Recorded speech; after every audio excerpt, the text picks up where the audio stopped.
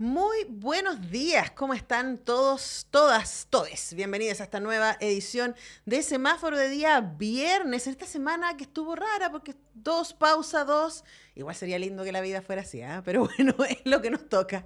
Esta semana fue así y la agradecemos. Entonces estamos a viernes, pero con harta pila para el fin de semana y vamos a tener dos estupendas conversaciones. Antes de contarles con quiénes vamos a estar hablando, saludamos por supuesto a toda la gente que nos escucha en el 102.5, toda la gente que también está en radio.uchile.cl en Santiago, pero también en cualquier lugar del mundo a través de nuestra página web, a quienes ven los programas por YouTube, también les saludamos y recuerden que todas nuestras entrevistas quedan tanto en el canal de YouTube de Radio Universidad de Chile como también en Semáforo FM, también está ese canal en YouTube y también pueden volver a escucharlos en la sección Volver a escuchar de radio.uchile.cl. En un ratito vamos a estar conversando con Carmen Gloria Larenas, quien es la directora general del Teatro Municipal de Santiago, que nos va a contar un montón de cosas que están haciendo, lo que se viene para la temporada 2024. Estamos también vamos a estar hablando de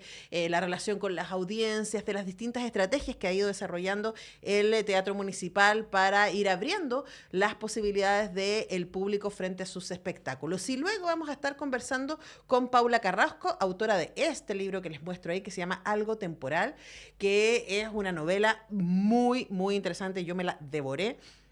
Que instala ahí una familia en una casa ahí en una quebrada, en la precordillera, en medio de un temporal. Y todo lo que sucede ahí en términos de la relación y los vínculos entre los personajes. De verdad, es un así como gótico chileno, podríamos decir. Va a ser mi propuesta de lectura y vamos a estar conversando con Paula Carrasco al respecto, autora de este libro publicado por Weathers. Y partimos con música a propósito del retorno de los tres que nos tiene muy felices. Esto es He barrido el sol.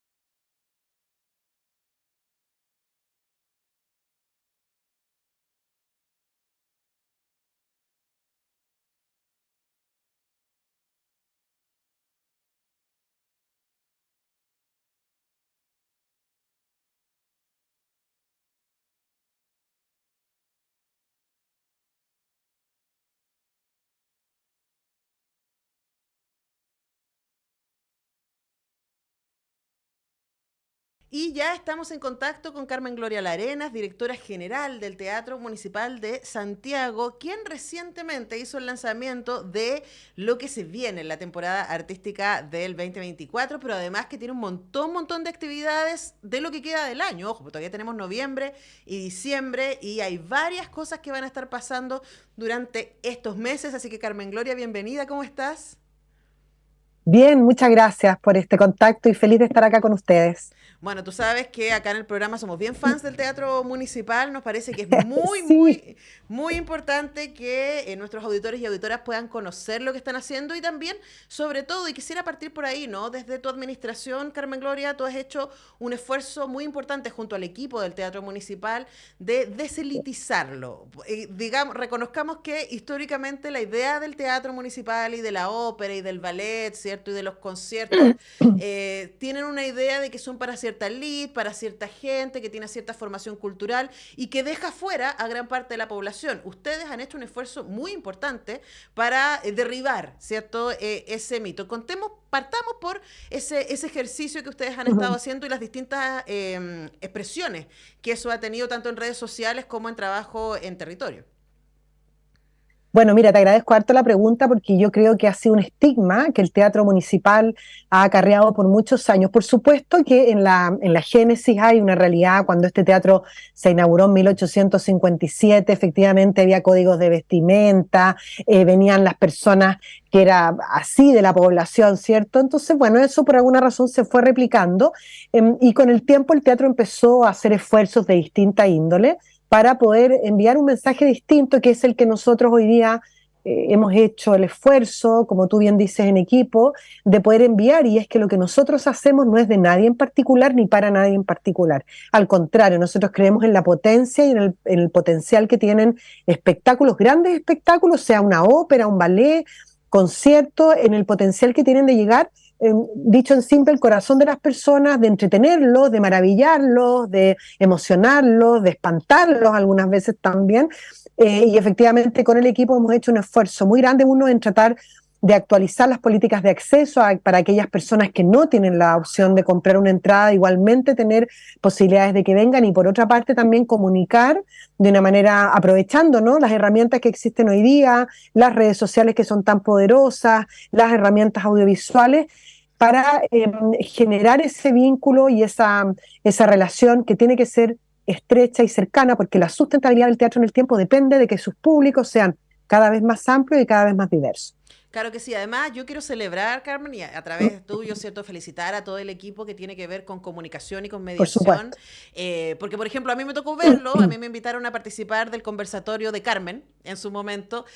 Lo pasé muy bien, además Me acuerdo, claro, fue sí. muy entretenido porque, claro, tuvimos la posibilidad de estar ahí con los creadores, con el director escénico, ¿cierto? Con el diseñador, con la diseñadora de vestuario, frente a un público, además me llamó muchísimo la atención, muy diverso. Había gente de todo tipo, llena la sala RAU Sí. para escuchar este conversatorio que luego quedó en la web y que ustedes pueden ver y que es una actividad que acompaña cada uno de los estrenos. Cada estreno tiene su conversatorio para que quien quiera pueda un poco meterse en el detrás de escena. Y además, otra actividad que yo celebro también, y la pongo aquí para que tú me cuentes cómo la evalúan ustedes, es la visita que se hace al museo para que la gente, o sea, al municipal, para que la gente pueda ver los vestuarios, los talleres que tiene el Teatro Municipal para la construcción de vestuario, de todo el atrezo, ¿cierto?, vinculado con cada una de sus puestas en escena. ¿Cómo evalúan lo que ha sido la reacción del público frente a estas propuestas?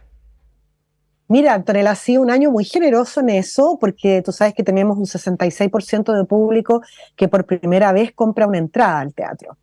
Lo sabemos por la base de datos y Ujú. porque ingresa a su ruta. Entonces, lo interesante de eso no es que ese público sea más importante que el público histórico, que por supuesto que es muy importante porque es un público, tal vez como tú, que ha venido siempre y que siempre le ha gustado, que trae un poco la historia del teatro, y es un público que ya está bastante más formado en estas artes y que está dispuesto a vivir experiencias más raras, más sofisticadas, ¿no? Y eso es muy importante para poder armar un contenido que tenga diversidad, ¿no? Pero sí, ese público nuevo que ha venido es un público también muy abierto y muy sensible a poder conocer nuestras normas, desde que uno no come dentro de la sala, hasta lo que tú dices, conocer que este teatro que tiene esos grandes espectáculos, tiene talleres donde se pintan telones magníficos, donde se confeccionan vestuarios, cientos de vestuarios, miles de vestuarios cada año para las producciones de ballet, para las producciones de ópera. Entonces, hace una recepción muy, muy cálida, muy interesada, que es lo que yo encuentro que es más importante de todo, y por eso también el próximo año vamos a seguir profundizando esa línea de las visitas guiadas, como le llamamos nosotros. A veces son temáticas, a veces no, pero son visitas que nos permiten dar a conocer una parte del teatro que está atrás de las producciones, que en general es lo que uno ve, pero que son las que sostienen ese contenido artístico que nosotros ponemos en el escenario cada año. Y además yo debo decir, celebrar también y felicitar, no sé su nombre, debería saberlo, pero frente a cada ópera ustedes hacen un videíto para Instagram donde una de las cantantes del coro cuenta la historia, muy graciosamente. Y ópera en minutos, ópera en minutos. Que es espectacular, de verdad. A mí me sirvió para preparar las entrevistas, debo decir, además de revisar la información. Y es una súper buena manera de saber, ok, de qué va esta ópera y cómo entro, ¿no? Entonces también hablemos de lo que ustedes aprendieron como teatro municipal durante la pandemia, en donde potenciaron de manera muy consistente también las redes sociales para seguir en vínculo con las audiencias, y cómo eso sigue hoy día alimentando, ¿no? Esta relación. Sí, mira, Antonella, nos dimos cuenta durante la pandemia algo que probablemente se intuía acá en el teatro antes, pero bueno, esa experiencia nos puso de frente varias cosas, buenas, malas, oportunidades, complejidades, y entre esas características fue darnos cuenta que había un público que por razones muchas veces geográficas, por supuesto que siempre está lo económico presente, pero muchas veces geográfica no podía ser parte de la comunidad presencial del teatro. Y a través de ese trabajo digital que se hizo, desde el Municipal Delivery, la creación de esa plataforma digital, hasta el convenio que tuvimos durante 2-3 meses, si te recuerdas, con la red, donde teníamos los domingos en la tarde y que tuvo muy buena recepción, nos dimos cuenta que había una cantidad de público muy interesada que podía conectarse con nosotros a través de los medios digitales. Y por eso, no más importante que lo presencial, porque lo presencial nutre lo digital, pero sí importantemente era esencial mantener esa presencia digital de distintas maneras, tanto para esas personas que no pueden venir por distintas razones, como también con esas personas que sí pueden venir, pero que tuvieron ese primer acercamiento con nosotros durante la pandemia a través de todo el trabajo digital. Por eso que esos proyectos como el que tú mencionas de la Ópera en Minutos, que hace Francisca Christopoulos, que debo decir es la persona que nos presentó un proyecto muy valioso el otro año, que es una ópera de cámara inspirada en la vida de María Luisa Bombal, que se llama La abeja de fuego.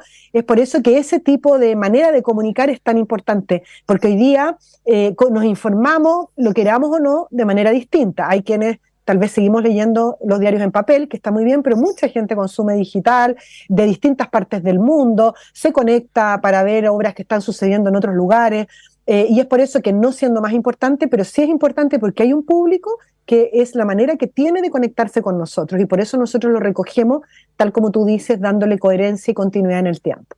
Sí, y además yo debo decir que chasconea un poco a los contenidos del municipal, ¿no? Y eso es súper importante, porque como tú dices, parte de los prejuicios tienen que ver con que es un lugar tan emperifollado, que uno tiene que ir tan elegante, que es para otra gente. Y esto dice, no, pero a ver, incluso los contenidos, o sea, muchísimas óperas son muy graciosas. A mí me gusta mucho, por eso lo sigo en redes sociales, cuando vemos a los mismos directores de las orquestas, por ejemplo, recomendando canciones, diciendo cuáles son sus favoritas. Hay un ejercicio de cercanía que nos ayuda a sentir, bueno, esto también puede ser para mí. Y creo que eso es súper, súper importante.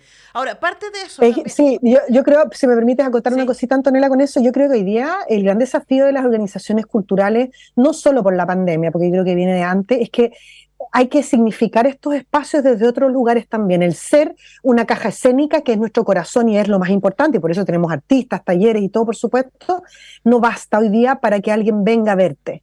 Y por eso es tan importante darle otras significaciones, y por eso es importante acercar, como tú bien dices, las figuras de los directores, los cantantes, los bailarines, no para desacralizar lo que también sucede, por otra parte, y que de repente uno echa de menos un poco un misterio, ¿no?, de las épocas pasadas con respecto a algunos artistas, pero sí de acercarlos y de volverlos personas por lo que hacen, porque son artes de cocción lenta, muy específica, y eso también empieza a construir todo este mundo, no, yo no entiendo, esto no es para mí, que no tiene que ver con eso, tiene que ver que son artes como con tiempos de otros tiempos, son artes de cocción muy lenta, son artes donde la especificidad tiene un valor enorme, también sucede en otras industrias, pero entonces, claro, a veces efectivamente parece ser que existe una distancia, que sí le existen ciertas cosas con una persona que va por la calle, pero donde al final tú te das cuenta que son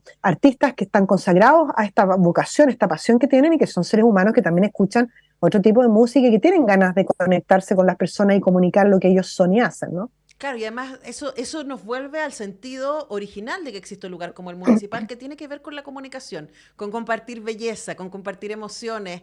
Y como nos gusta decir acá en el programa, las artes nos recuerdan que podemos ser una cosa distinta que la que todo el tiempo nos está bombardeando la televisión, ¿cierto? O esta mirada tan oscura, tan inquietante, tan insegura que tenemos hoy día. El arte nos devuelve a nosotros, que yo creo que es algo muy importante. Y eso es parte de lo que va a Y estar... lo otro, Antonella, sí, y lo otro importante, lo que tú estás diciendo exactamente es que, a propósito de los Juegos Panamericanos, Ujú. que, que los espacios deportivos debieran, y los espacios culturales debieran y deben, ser espacios de encuentro transversal entre las personas. Yo creo que son de las pocas ocasiones donde tú vas, te encuentras con no sabes quién, porque compró su entrada la otra persona, te sientas al lado de alguien que conoce o que no conoce, que tiene el pelo azul o verde o de tu mismo color de pelo, y disfrutas, y ese público se pone en una situación de horizontalidad súper interesante para ver un espectáculo que, por supuesto, se percibe, cada uno de nosotros lo percibe de maneras distintas respecto, y que tiene relación con tu carga cultural, no sé, lo que te gusta, lo que no te gusta, a qué fuiste expuesto de chico, a qué no, en fin. Entonces, eso es muy importante, porque con todos los desafíos que tenemos como país hoy día, con un sistema político que está súper extremado en muchos sentidos, yo creo que es un buen mensaje, tanto el deportivo como el cultural, de decir, acá son espacios donde tú vienes como tú eres, con tu carga cultural que tengas o que no tengas, nadie te pregunta nada, tú te sientas, experimentas lo que, como espectador, lo que tienes sobre el escenario, y después puedes conversar con alguien distinto, ¿no? Y yo encuentro que eso tiene un valor para construir una sociedad sana, realmente muy importante, sobre todo en países Chile, donde estamos todos tan como divididos y segmentados, ¿no? Desde donde uno vive hasta donde uno trabaja, el colegio al que fuiste, que no es un problema, pero quiero decir, no son tantos los espacios que uno tiene para encontrarse en una situación diversa y distinta que nos enriquece a todos, yo creo. Absolutamente, yo estoy súper de acuerdo contigo que lo que nos puede otorgar el espacio deportivo y también el espacio de la cultura es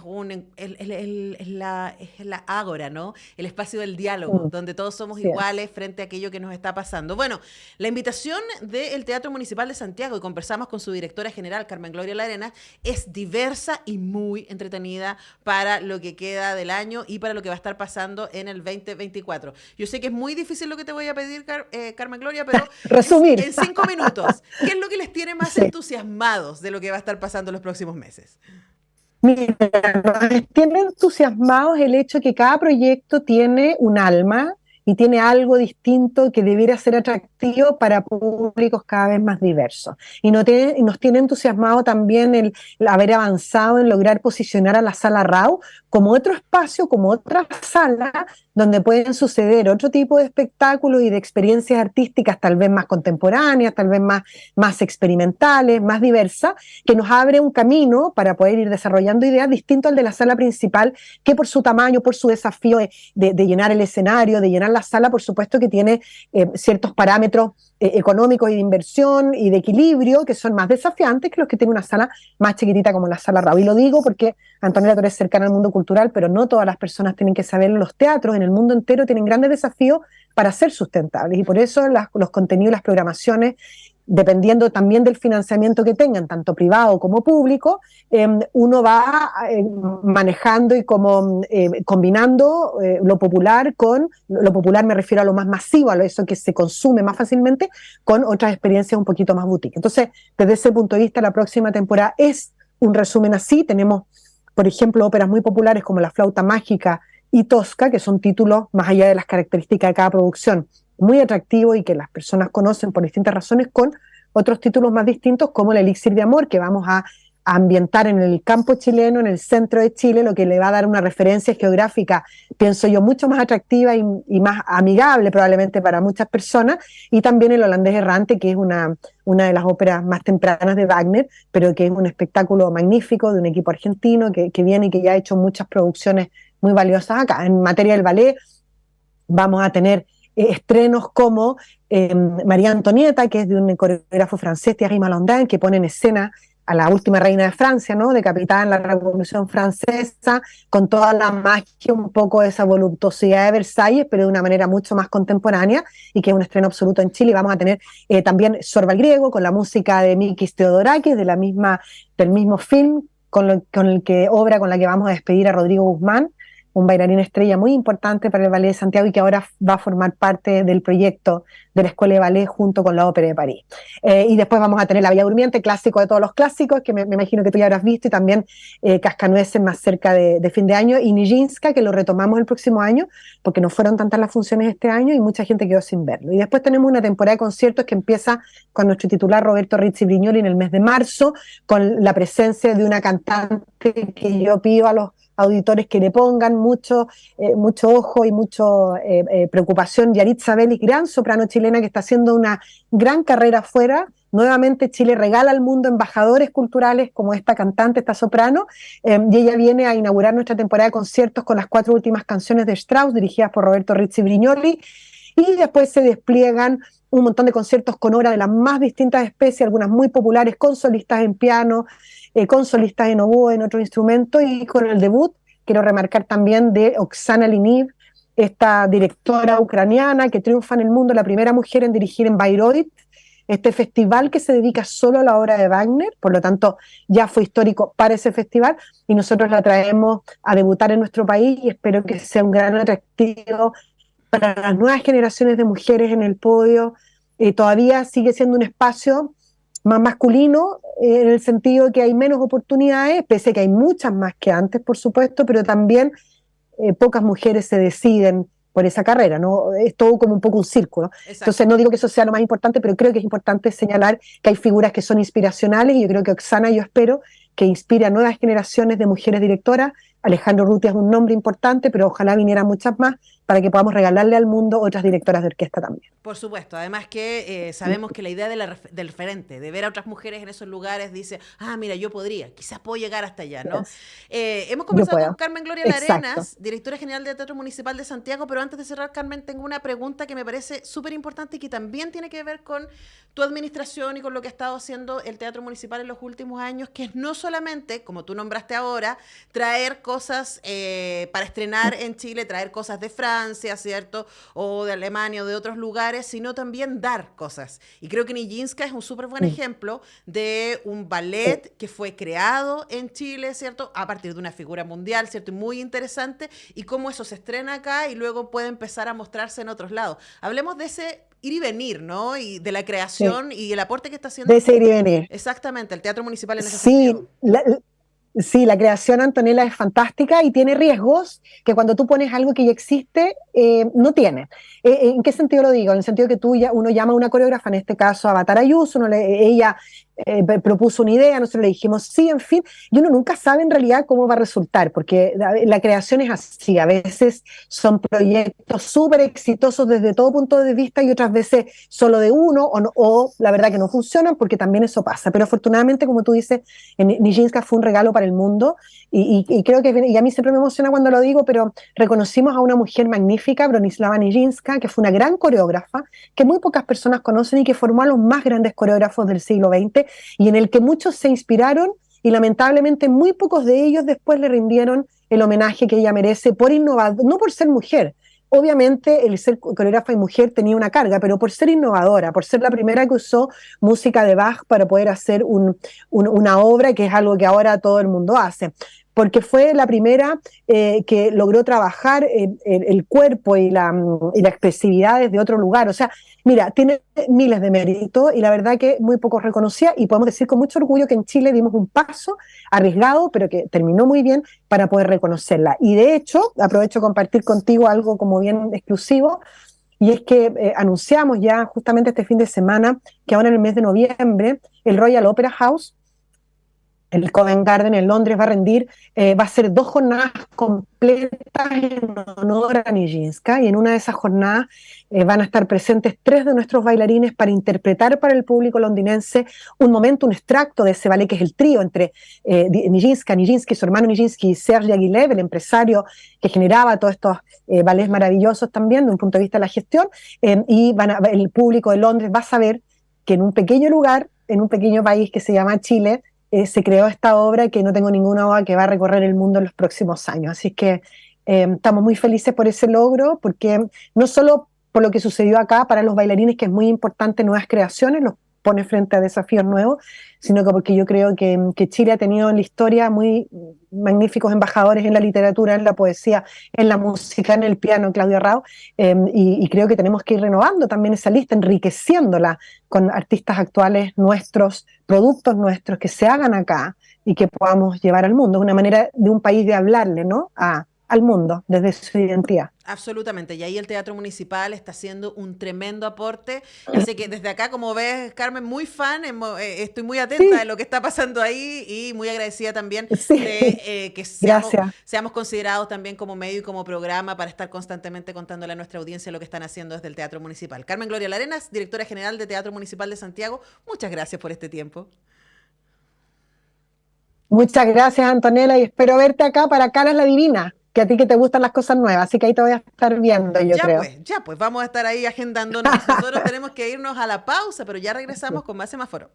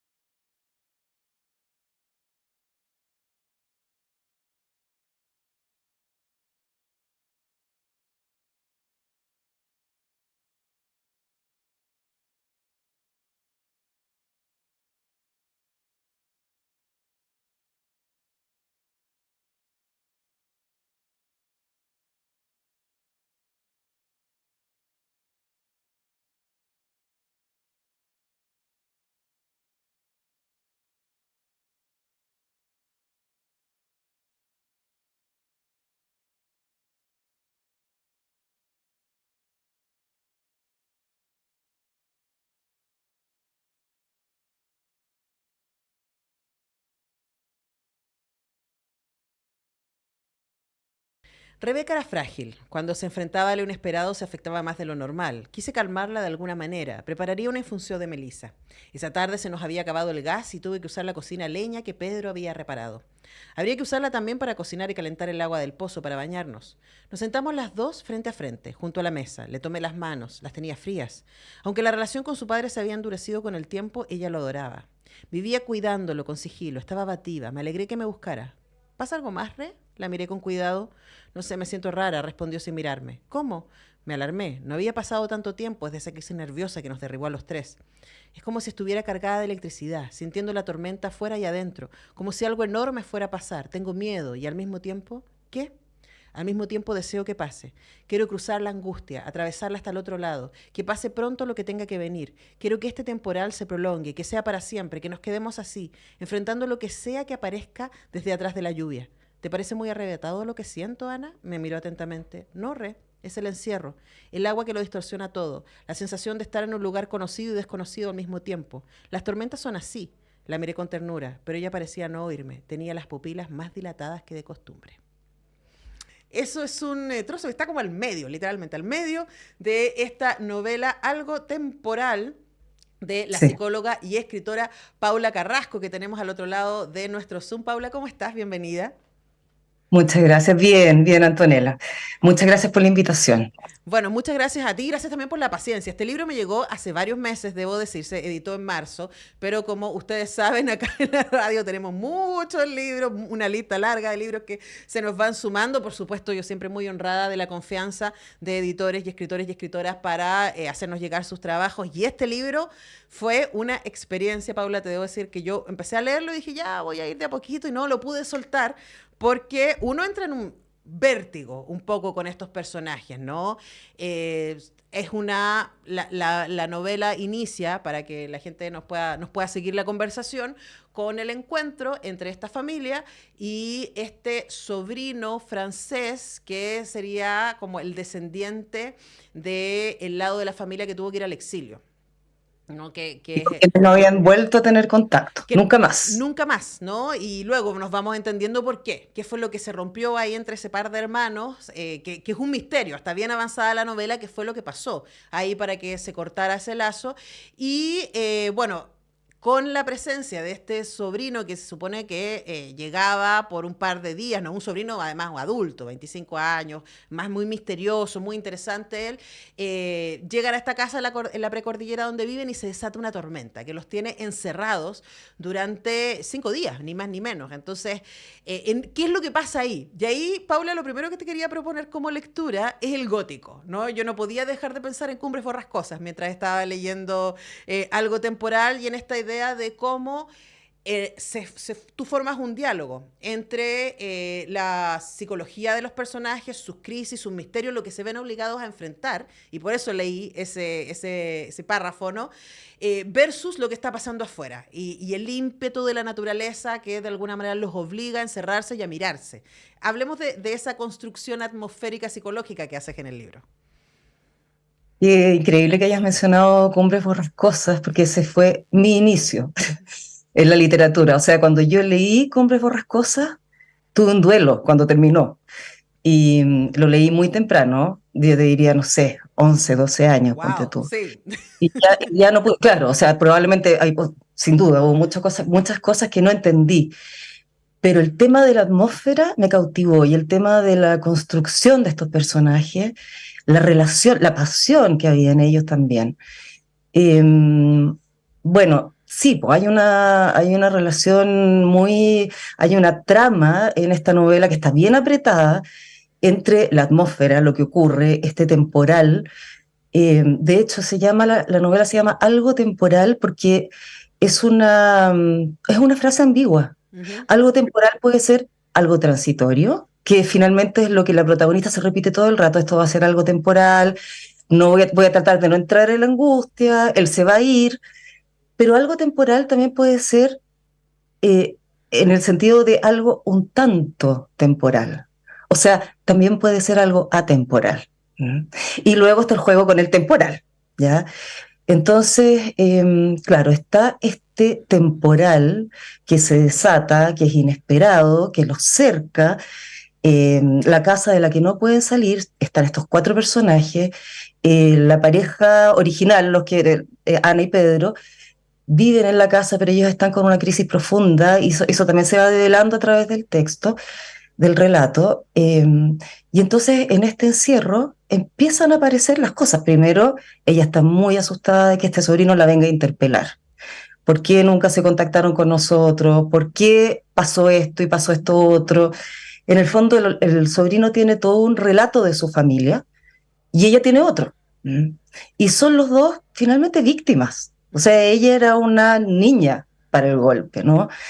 Eh, entonces hay mucho miedo, quedan cercados por este temporal, y lo que pasa muchas veces en estas situaciones así como extremas de la naturaleza, que te puede pasar durante un temporal, que te puede pasar caminando por el desierto, es que entramos como en otro estado de conciencia.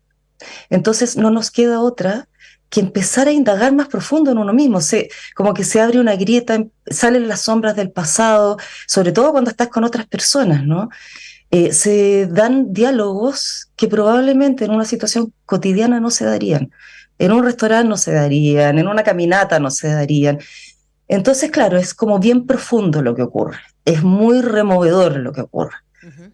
Eh, y aquí aparece entonces lo temporal, que es el viaje de este joven a Chile, y lo atemporal, que es lo que sigue habitándolos, y los está habitando hace tantos años, lo transgeneracional. Ujú. ¿Mm? Ahora, lo que ahí aparecen dos cosas que quiero que ahondemos, Paula, y una tiene que ver con estos dolores internos que dejó la dictadura, ¿no? Y este año probablemente hemos estado muy cruzados por eso. Hablamos de los muertos, los desaparecidos, ¿cierto? Los torturados y torturadas, y tristemente, incluso en situaciones como esta se transforman en un número.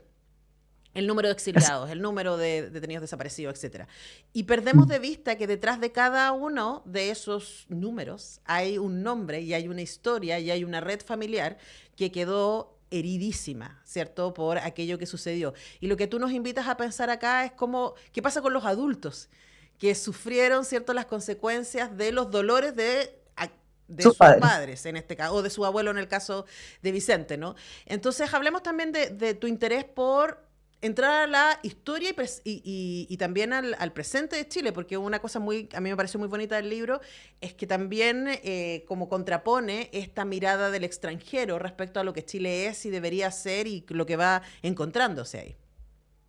Mm. Bueno, es que está muy vivo todavía, está muy vivo, y sí, pues efectivamente hablamos de las víctimas como un número cerrado, como algo acotado, pero al final somos todos víctimas. Todos hemos recibido por supuesto, las familias más directas, pero también la familia, qué sé yo, los adultos de hoy adultos mayores que tienen hijos de 20, 25 años, también han traspasado ese dolor. Entonces es un dolor heredado, y es un dolor que también se va asentando y va socavando tu salud psíquica finalmente, hasta que no puedes indagar un poco más. Y lo que pasa aquí es que empieza a haber como pequeñas caídas de comprensión en los dos. ¿Mm?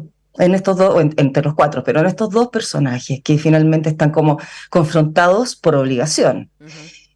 Y empieza esto a través, y es muy curioso porque claro, ellos tienen un vínculo sanguíneo. ¿Mm? Entonces es muy loco cómo empieza eso también a bullir en ellos. Y hay una atracción muy grande entre ellos dos, atracción y terror. Entonces creo que es tan importante, y por qué quise poner el acento en eso, porque es tan importante atender que lo que nos ocurre hoy día, uno no puede llegar y cortar la historia de raíz. Ujú. No se hace. Tú puedes, sí, y ahí a mí me pasan cosas, casarte con una consigna. ¿Mm? Llegar como en una cosa, no sé, un poquito más banal, si quieres, que también es necesaria, pero no nos podemos olvidar de esto. Ujú. Porque hay muchas personas, y yo te diría que muchísimas, que seguimos viviendo esto, reverberaciones de esto, no solamente por lo que le pasó a nuestros padres, porque nuestros padres fueron exiliados o desaparecidos, sino nuestros amigos. sino porque fue una vida, o sea, fue demasiado largo y sigue siéndolo. Claro, Entonces, y además porque el mundo que habitamos está cohabitado por esos fantasmas, de alguna manera, ¿no? absolutamente, sí. Y al mismo tiempo, el sistema económico, cultural, social que tenemos y que habitamos en el cotidiano también está definido a partir de lo que se construyó sobre la base del dolor de chilenos y chilenas. Conversamos con Paula Carrasco, escritora y psicóloga, y ahí te quiero preguntar por eso, porque esto es una novela de terror psicológico, uno podría decir, ¿no? No hay fantasmas, aunque quizás sí, no sé, no voy a hacer el spoiler, ¿no?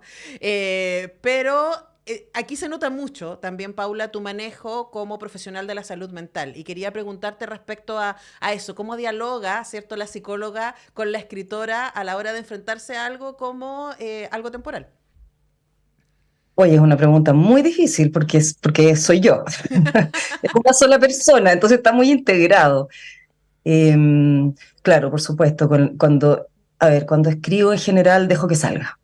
Dejo que salga, que vaya creciendo y voy hacia adelante y hacia atrás, armando un poco más. Pero primero es esta salida muy inconsciente. Por eso para mí el elemento agua, que está en toda mi novela, es muy importante porque es como desde la intuición. Y claro, después viene la revisión más desde el área psicológica que está muy integrada en mí también, como para ir un poco depurando, definiendo, siendo más específica con algunas cosas. ¿Mm? Pero está tan integrado, llevo muchísimos años siendo psicóloga, que ya no logro separarlo, ya no logro verlo. O sea, esto es una reflexión posterior. Ujú. ¿Mm? Sí, ahora, uno que se ha terapiado bastante, y he leído mucho psicología porque es un mundo que a mí me interesa, es como, bueno, ¿cómo funcionan nuestras cabezas, no? ¿Y qué pasa cuando estamos sitiados, no? En el caso de algo temporal de tu novela, por un contexto físico, ¿cierto? Que nos obliga a exponernos a ciertas cosas y por estos propios dolores, fantasmas, secretos familiares que no nos hemos querido hacer cargo y qué pasa cuando eso se interpela. ¿Qué pasa también con los vínculos? Que es algo que es el centro de la novela, los vínculos entre estos personajes, ¿no? ¿Qué pasa con... Porque una de las cosas que a mí me gustó mucho de la novela es que todos tienen razón. O sea, hasta Inés, la psicóloga, tiene razón. Todos tienen razón. Por supuesto, uno puede situarse y decir, mira, esto no sé si corresponde, no sé si yo me hubiera reaccionado así, no sé si también, pero todos tienen un punto también. Y yo creo que eso es uno de los superpoderes que tienen la mayoría de los psicólogos y psicólogas de poder entender empáticamente desde dónde está actuando el otro, ¿no? Y yo creo que eso en tu libro es muy evidente también. Sí, pues, tienes razón, tienes razón. Yo creo que los psicólogos tenemos esa disposición, como de no entrar en el juicio de inmediato. Muchas veces sí entramos en el juicio, pero no entramos en el juicio de inmediato porque hay que atender la historia de cada uno. ¿Cuáles son esos dolores? ¿Cuáles son esas fracturas? ¿Cuál es la historia familiar? ¿Cuáles son esos terrores? ¿Mm? Que los mueven de repente a cosas que son desproporcionadas, por ponerle un nombre muy suave. Ujú. Y entonces sí, yo creo que efectivamente eso pasa aquí. O sea, cuando tú vas construyendo la historia, de repente hay uno que es el malo, otro que es el bueno. Hay, no sé, hay momentos en que Pedro, el marido de Ana, uno lo detesta. Pedro es entre pusilánime, abandonador, no se hace cargo y después empiezas a entender también el rol de Pedro en Pero todo igual Pedro esto. está. Estuve toda la novela diciendo, pero este hombre no se ha ido. Hay Mm, algo ahí. Y claro, después al final de la novela entendemos que era ese algo, porque sí. hay que decir, ¿no? O sea, es como, lea la novela hasta el final, porque al final es como, oh, es como, no voy a hacer el spoiler, pero un poquito, final iluminativo a los Shyamalan, ¿no? No podría decir, ¿no? Que uno está todo el rato Un diciendo, poco, sí, wow, sí. mira. Te hace volver a recorrer estas historias y comprender. Y liberarte un poco de ese juicio. Ujú. Mm. No, por supuesto que esa no era la intención, pero a mí misma me pasa, también me voy fascinando con lo que voy encontrando. Entonces, claro, sí, ahí aparece la psicóloga de todas maneras, sí, tienes toda la razón. Bueno, debo decir, Paula, que no sé si ya se notó, a mí la novela me encantó, me pareció muy, muy interesante y a veces a mí me pasa, voy a hacer la confesión, que yo, claro, agendo antes de leer, porque me llegan los libros, me siento responsable con los escritores y editores y editoras que me los hacen llegar y digo, ya, bueno, que ya agendemos y antes de la entrevista voy a leer el libro, y a veces es más fácil que otras veces cumplir con llegar con el libro leído a la entrevista, pero en este caso, de verdad, a mí me pareció muy fascinante en la construcción del mundo, no solamente de, o sea, como de esta casa en la precordillera, esa clase social, esas historias, ese mundo en que entramos, me pareció muy, muy interesante. Y para cerrar, quería preguntarte, este libro se editó en marzo por Weathers, está en librerías, está ahí disponible. ¿Cómo ha sido para ti la recepción de este libro, Algo Temporal, durante estos meses? ¿Sabes qué? Muy buena, estoy muy contenta. He escuchado comentarios como el que tú me acabas de hacer, como qué maravilla es saber que lo que se escribe tiene un sentido y resuena en todos. Em, este libro sí, efectivamente tiene muchas capas, tiene muchas capas, o sea, es el contexto, por supuesto, el contexto sociopolítico, bueno, por supuesto, el tema del golpe de la dictadura, las secuelas de eso, pero también lo que está pasando ahora, también se toca el tema de la migración, también hay otras capas que son las capas subjetivas e intersubjetivas que aparecen cuando están encerrados. Entonces, hay como muchas formas o muchas dimensiones para leerlo. Cuando yo me di cuenta de esto, dije, pucha, es que uno no sabe cómo va a ser recibido, y ha sido muy bien recibido, y estoy muy contenta de esto, ¿no? De lo que tú me dices. Lo leí, no pude soltarlo, comprendí, porque también aquí hay algo que no es lineal. Yo creo que se escapa un poco a lo que estamos leyendo generalmente. Eh, a ver, la literatura moderna tiende a ser muy veloz. Ujú. ¿Mm? Y esto, a pesar de que está muy comprimido y tú lo lees rápidamente, no es veloz. No, y no es Aquí fácil, no es fácil. probablemente, sí, O sí, sea, probablemente no es fácil. me pasa... Hay una latencia que te obliga a detenerte, hay una latencia en la que necesitas hacer entrar en el tiempo vertical, Ujú. ¿te fijáis? E indagar. Entonces, sí, yo creo que levanta reflexiones. Me encanta que sea así. Te insisto, no era el objetivo, pero ahora que ya lleva un tiempo circulando el libro, me encanta que sea así. Y a mí me deja también reflexionando, porque uno muchas veces escribe sin, lo que te dije recién, sin tener un plan, no hay un propósito. Uno quiere contar una historia y la cuenta desde todo lo que sabes, las historias que confluyen en ti, que confluyen en mis pacientes también. Mm. Ujú. He visto mucho. O Entonces, sea, sí. somos seres hechos de relatos, ¿no? A mí probablemente ese fue mi entrada de fascinación, decir, ok, ¿cuáles son los relatos que sostienen estos personajes y desde dónde están mirando y cómo eso se va develando? Cuando digo que la novela Algo Temporal no es una novela fácil de leer, no me refiero a que sea dificultosa en términos de comprensión. Está muy llanamente escrita, diríamos, pero también, claro, compele un poco, y además es un mundo gótico, es un mundo oscuro, está lloviendo, los personajes están desafiados, tienen miedo, los vínculos están temblando, entonces uno dice, uy, quiero pasar tiempo con esta gente, bueno, ahí se los dejamos, ¿no? Y por supuesto todo lo que espejía de vuelta. Algo Temporal, publicado por Weathers, de Paula Carrasco, es lo que hemos estado ahondando en esta conversación con su autora. Muchas gracias, Paula, por este tiempo. Muchas gracias a ti. Un abrazo. Un abrazo. Nosotros tenemos que despedir el programa de hoy día, pero volvemos el lunes con todo el equipo, con Hermano, con la Cami, con Pancho, con la Tania, a hacer, con todos, y con ustedes también, para hacer el semáforo el próximo lunes a las 10. Que estén muy bien. Chao.